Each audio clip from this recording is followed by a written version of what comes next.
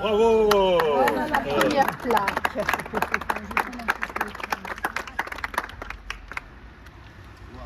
Nous sommes très heureux de vous recevoir sur ce parcours qui a été pensé par Karine et Elisabeth sur un travail qui avait déjà été fait par Isabelle Esparia qui s'intéresse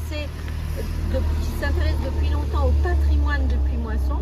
Et quand nous avons fait l'association Maria Borelli, elles ont eu l'idée de reprendre une partie de ce parcours avec l'accord bien sûr d'Isabelle. Enfin, l'idée c'était de retracer les différents points où Maria avait situé son roman Sous le vent, puisque Sous le vent c'est le roman qui se passe à Puimoisson. Donc ici c'est l'école où Ernest et Maria ont été nommés en 1918 et ils y sont restés jusqu'en 1933. C'est pendant cette période aussi qu'ils ont rencontré Jean Giono qui a permis la publication du premier roman de Maria, Sous le vent. Soudainement, un carillon précipité, vif, sitôt éteint, au clocher, le vent bouscule en passant la cloche.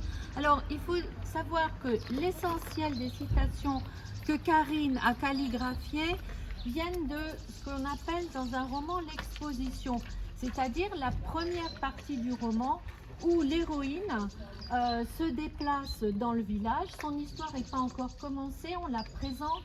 On présente les différents personnages et donc on va aussi présenter le village.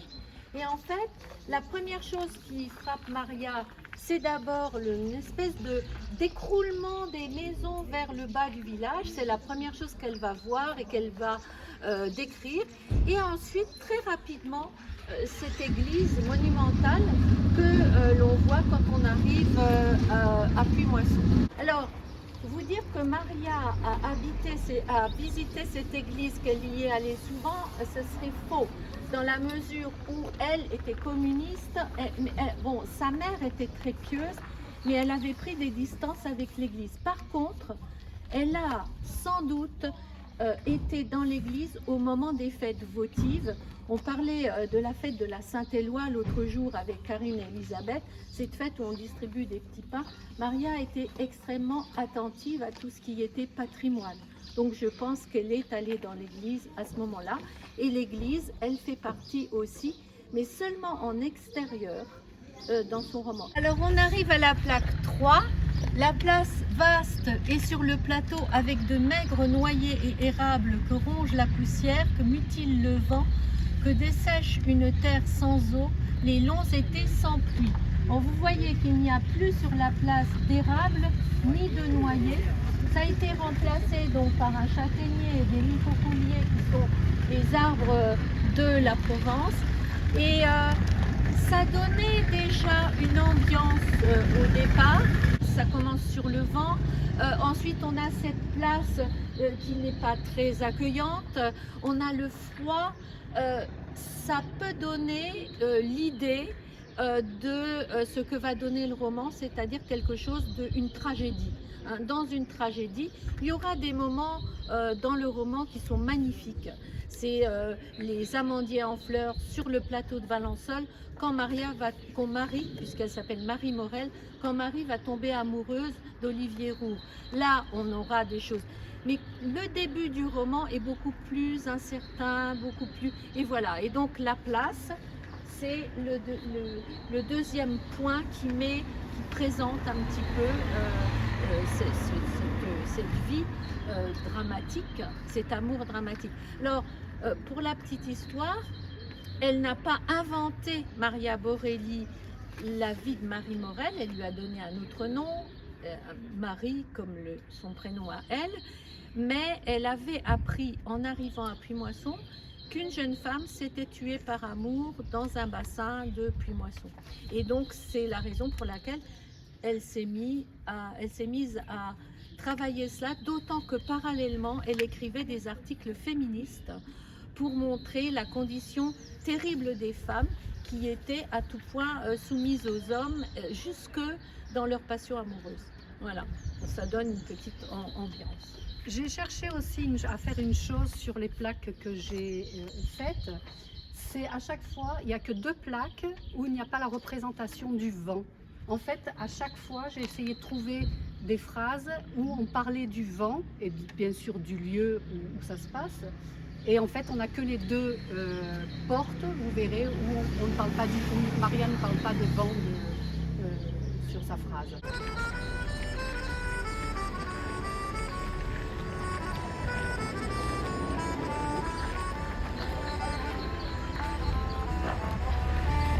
Alors, la phrase suivante, les rosés, et pas les roses, mais vraiment les rosés. J'ai revérifié pour voir si l'accent était juste, mais oui, les rosés sont passés aux joues des filles transies qui ne s'attardent pas à la pompe déserte.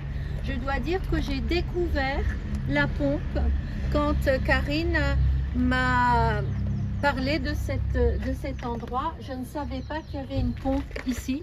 Et je pense qu'elle n'existe plus et c'est sans doute là qu'on venait chercher de l'eau.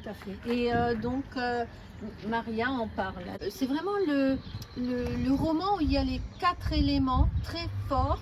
On a le soleil qui représente le feu, on a le vent qui représente l'air et l'eau est extrêmement présente aussi dans tout le roman, puisque à la fin du roman elle se suicide dans une fontaine, mais l'eau, on voit à quel point c'est sacré, cette eau pour la Provence, vous le savez tous, et donc on retrouve les 4 éléments. La terre, on l'a aussi dans le roman par l'intermédiaire des cultivateurs qui sont très présents, ce sont des agriculteurs. Alors il y a même les prénoms, puisqu'elle tombe amoureuse de quelqu'un qui s'appelle Olivier Roure. Et Roure, c'est le chêne rouge aussi que l'on a sur la terre. Donc voilà, ici, deuxième élément, c'est l'eau.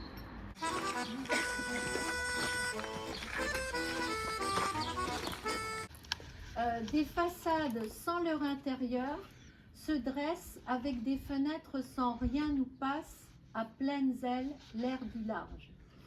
Donc ici, ces fenêtres sans rien existaient déjà. Je pense que c'est des vestiges aussi du château, en tout cas des pierres du château.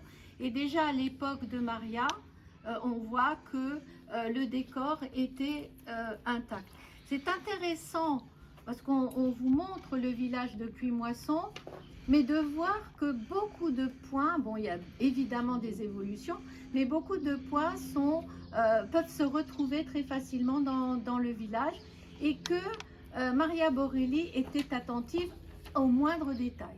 Ici, le vent s'engouffre et ça lui a donné une idée de décrire cette façade étrange, sans fenêtre, où le vent pouvait s'engouffrer. Voilà.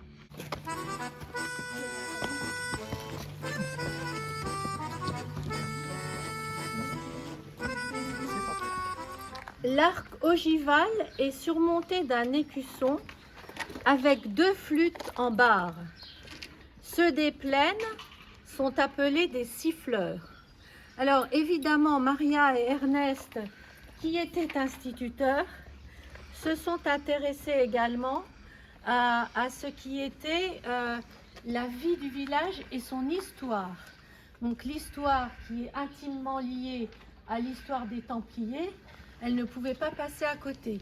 Et dans le roman, elle s'intéresse aux portails qui sont monumentaux et qui sont spectaculaires. C'est le reste de cette présence templière qui a si fort marqué le village.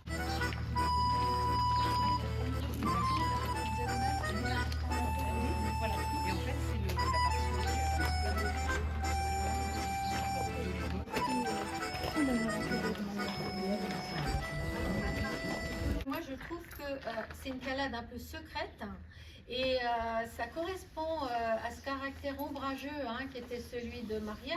Bon, on la voit comme un personnage qui a fait beaucoup de choses, qui a écrit, qui était institutrice, donc qui était une femme de contact, qui a rencontré Giono, etc. Mais c'était aussi une femme secrète et on lui a proposé plusieurs fois de monter à Paris pour faire des conférences sur ses livres, elle a toujours refusé. Elle aurait pu avoir le prix Femina. On lui a dit, mais il faut aller à Paris, faire sa cour à Paris. Elle a dit, non, je reste ici. Donc, ce côté un peu secret de Maria Borelli dans la Calade, moi, ça me va.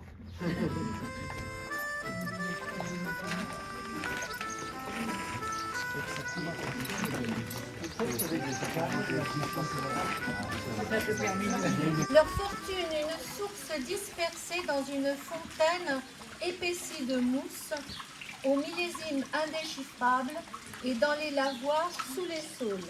Vous voyez que la végétation a changé un peu, mais on voit encore la mousse autour des robinets.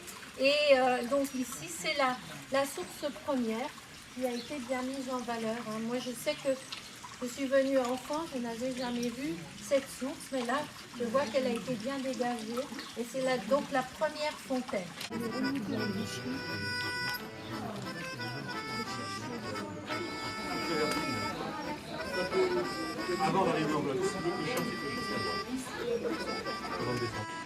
Alors, la 8e plaque, on arrive bientôt au bout. Après-midi en bas à la fontaine, pendant que je lavais, le vent faisait voler l'eau. Là, on a la rencontre des deux éléments, le vent et l'eau.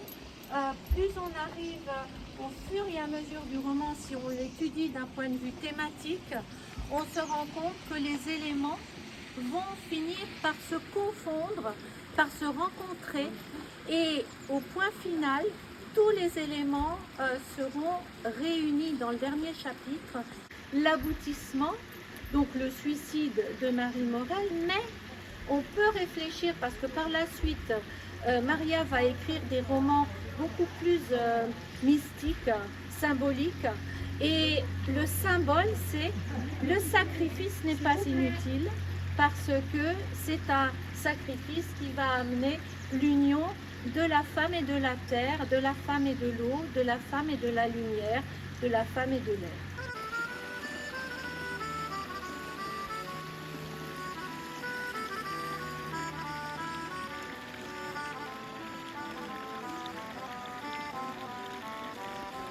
Le tapage de l'eau couvre tous les bruits familiers. Vous voyez que ça a bien changé.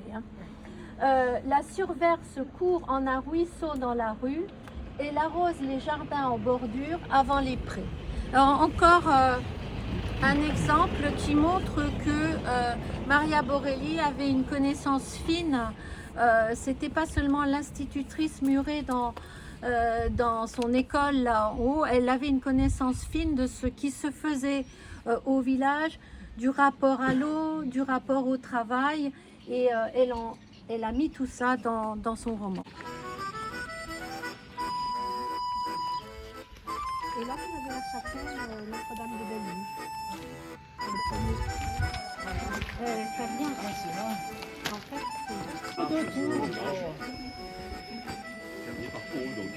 Voilà. Donc, vous avez inventé le personnage complet.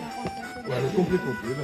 À 30 pas de la route, le portail qui est derrière vous, le portail haute entrée dans un débris de rempart noir et découpant une ogive bleue. Alors l'ogive bleue, on la voit bien. Le portail noir, je pense qu'il a été un peu nettoyé depuis.